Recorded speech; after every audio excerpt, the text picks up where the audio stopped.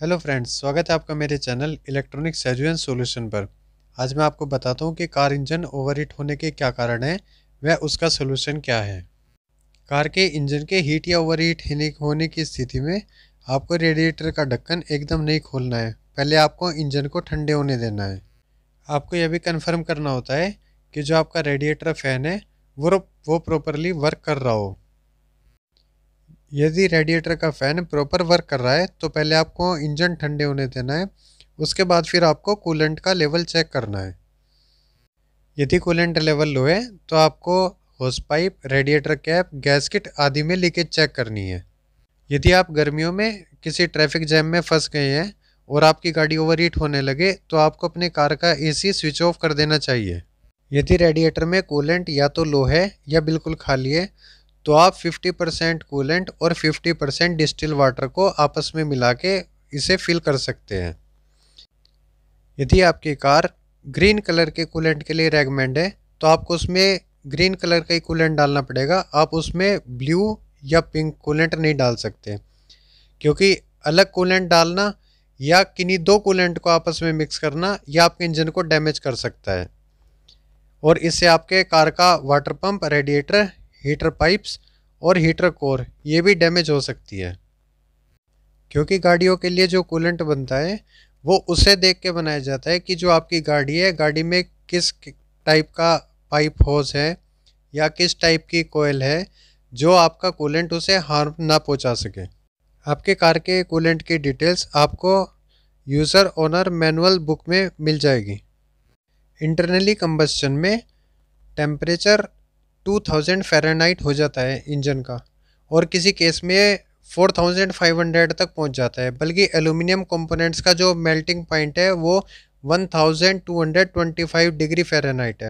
यही कारण है कि इंजन के लिए कूलेंट बहुत इंपॉर्टेंट होता है। बहुत से एक्सपर्ट ये एग्री करते हैं कि जो इंजन के अंदर का टेम्परेचर होता है 195 डिग्री फ़ारेनहाइट से 200 डिग्री फ़ारेनहाइट के बीच में होता है, जो आपका 90 से 100 डिग्री होता है।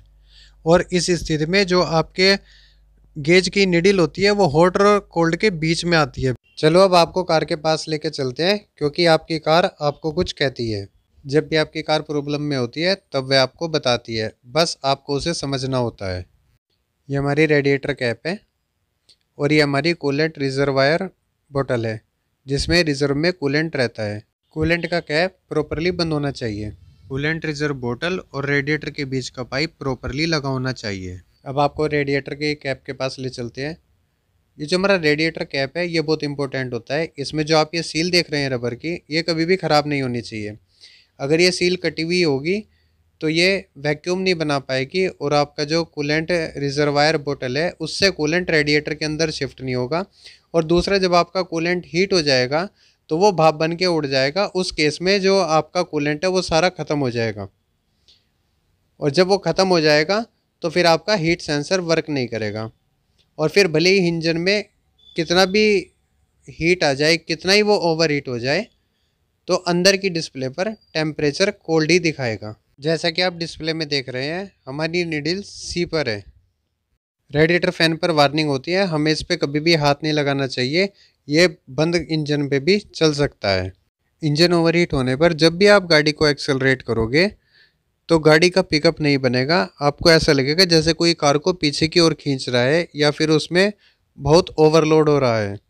बस यही स्थिति है जिस स्थिति पर अगर आप समझ जाते हैं तो आप कार को रोककर अपनी गाड़ी का इंजन बचा सकते हैं। यदि आप तब भी नहीं समझते तब लास्ट स्टेज पर पिस्टन में से नॉकिंग की आवाज़ आनी शुरू हो जाती है। बस यही इंजन की सबसे ख़राब स्थिति होती है। इसके बाद आपका इंजन ओवरहीट होकर सीज हो जाता है। चलिए अब आपको दूसरी स्थिति के विषय में बताते हैं। सपोज करो आपकी कार का रेडिएटर फैन फेल हो गया है, बट रेडिएटर में पानी है। वो फेल किसी भी कारण से हो सकता है, इलेक्ट्रिकल प्रॉब्लम से हो सकता है या फिर डैमेज हो सकता है किसी चीज़ से लगने के बाद। अब आपके पास, आप ऐसी स्थिति में कि आपके पास कोई विकल्प नहीं है, तो अब आप इमरजेंसी के लिए एक काम कर सकते हैं। सबसे पहले आप इंजन को ठंडा होने दें जब तक कि मीटर का गेज कोल्ड एंड हॉट के बीच में ना आ जाए।